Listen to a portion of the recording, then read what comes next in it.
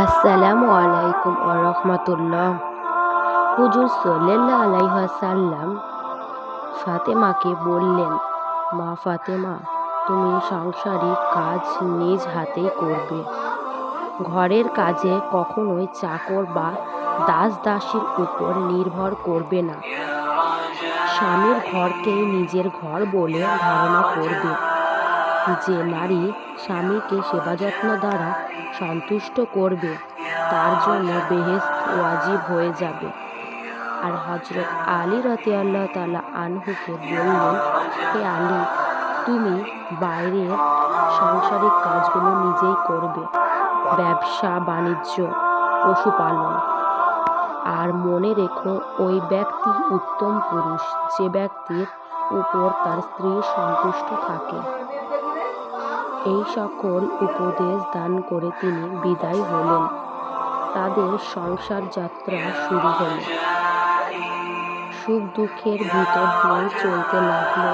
ফাতিমা রাদিয়াল্লাহু তাআলা আনহা নিজের হাতেই জাতায় আটা পিষতেন, রুটি তৈরি করতেন, কাপড় কাচতেন, বাসন পাতিল মাজতেন, স্বামীর খাওয়া ও গোসলের ব্যবস্থা করতেন। আটা পিষতে পিষতে ফাতিমা রাদিয়াল্লাহু তাআলা আনহু এর হাত ফোস্কা পড়ে যেত। রুটি সেঁকতে আগুনের তাপে চেহারা লাল হয়ে যেত, তবুও তিনি বিরক্ত হতেন না। হযরত আলী রাদিয়াল্লাহু তাআলা আনহু শারীরিক পরিশ্রমের পর যা কিছুই পারতেন তাই আহার করতেন আর আল্লাহ পাকের ইবাদতে মশগুল থাকতেন। একদিন অবস্থা এমন হলো যে সারাদিন কাজের সন্ধান করতে না পেয়ে তিনি নিরাশ মনে বাড়ি ফিরলেন। এমন সময় একটি কাজের খবর পেয়ে তাড়াতাড়ি তিনি চলে গেলেন। কাজটি ছিল একজন সওদাগরের উটের পিঠ হতে মাল নামানোর কাজ। মজুরির অর্থ হাতে নিয়ে আলী রাদিয়াল্লাহু তাআলা আনহু দৌড়ে বাজারে গিয়ে দেখেন সব দোকান বন্ধ হয়ে গেছে।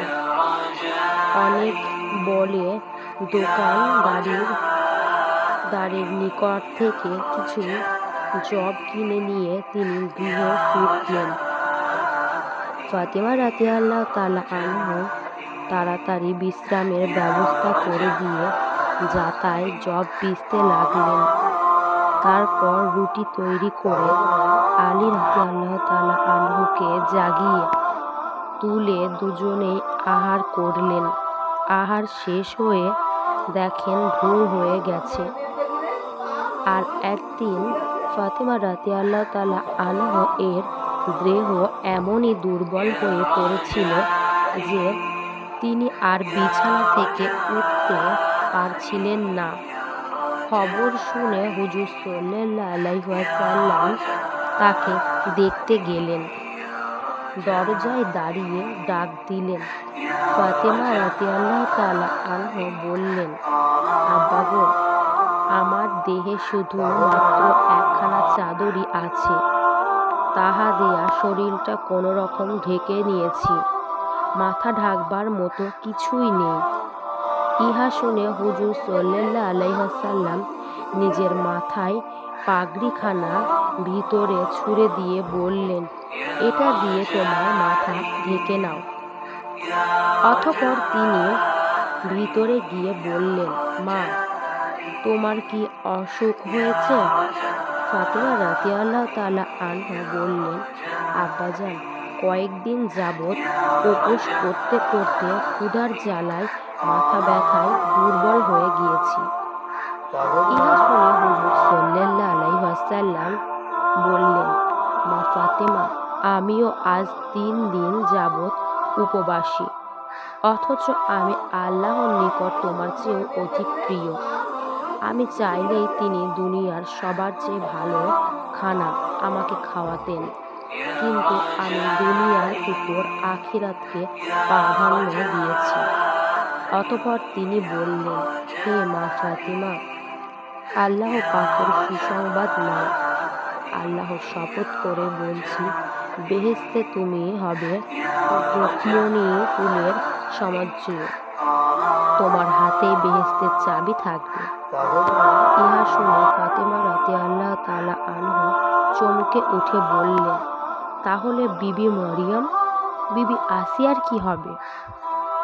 তিনি বললেন, মরিয়ম হবেন তার সময়কালে বিশ্ব নারীদের সর্দার, আর আসিয়াও হবে তার সময়কালের বিশ্ব নারীদের সর্দার, আর তুমি হবে এখন হইতে কিয়ামত পর্যন্ত সমগ্র নারী জগতের সর্দার। অন্য একদিনের ঘটনা। ফাতিমা রাদিয়াল্লাহু তাআলা আনহা জয়নামাজে বসে কাঁদছেন। তার দু চোখের পানিতে বুক বসন ভেসে যাচ্ছে। ইহা দেখে হুজুর সাল্লাল্লাহু আলাইহি ওয়াসাল্লাম বললেন, মা ফাতিমা, তোমার জায়নামাজের কোনা উল্টিয়া দেখো। তিনি জায়নামাজের একটি কোণ উল্টিয়ে চমকে উঠে বললেন, এ কি আব্বাজান, এ যে গলিত স্বর্ণের স্রোত তরতর গলিতে বয়ে যাচ্ছে। হুজুর সাল্লাল্লাহু আলাইহি ওয়াসাল্লাম বললেন, মা, তোমার প্রয়োজন মতো স্বর্ণ উঠিয়ে রেখো, তার দ্বারা তোমার সংসার পরিচালনা করো।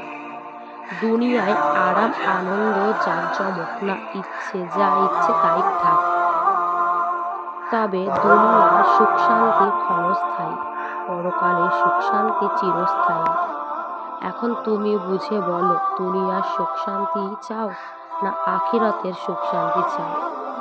হুজুর সাল্লাল্লাহু আলাইহি ওয়াসাল্লাম এর কথা শুনে ফাতেমা রাদিয়াল্লাহু তাআলা আনহা জায়নামাজের কোনা ছেড়ে দিয়ে বললেন, আব্বাজান, আমার দুনিয়ার সুখ সুবিধা শান্তির প্রয়োজন নেই, আমি এর চেয়ে আরো অধিক কষ্ট ভোগ করতে পারবো।